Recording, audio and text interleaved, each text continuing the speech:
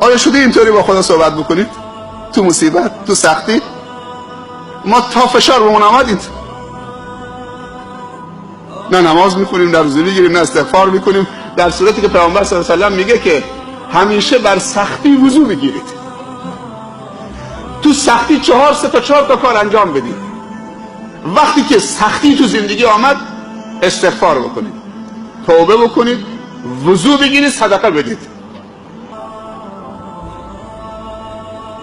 استغفار بکنید، توبه بکنید، وضو بگیرید، صدقه بدید.